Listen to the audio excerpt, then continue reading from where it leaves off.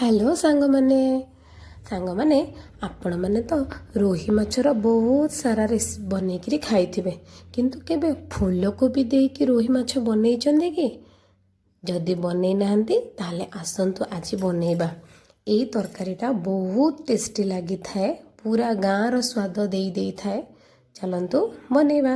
प्रथमे गोटे कड़ाई रे आमे तेल दे फूलकोबी आलू को भाजीबा।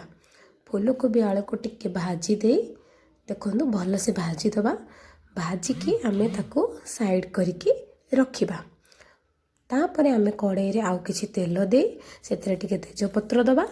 ता उपरे कटा पियाज दबा। तापरे अदा रसुण पियाज सोरिष जीरा रो बट्टा को देके टिके गोलेबा। तापरे आमे दबा तादरे कटा टमाटो देके टिके ताको भल से भाजीबा। भाजी सारला परे हळदी गुंड स्वाद अनुसार लुण दबा। लुण देके पुणी टिके ताको कषि दबा।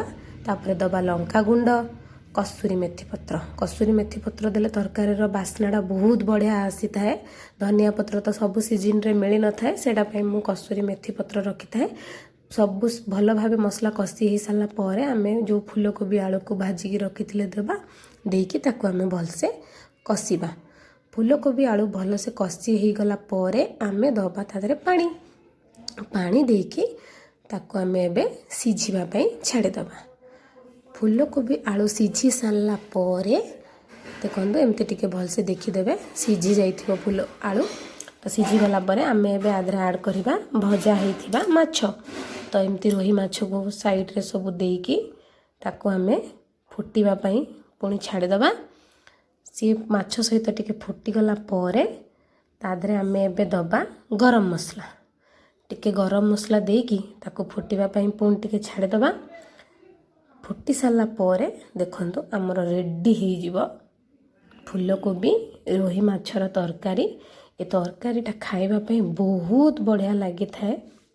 पूरा मते तो पूरा गाँ स्टाइल रो बास्ना हुए, बहुत सुंदर लगी थाए। देखंतु केते सुंदर देखा जाउची।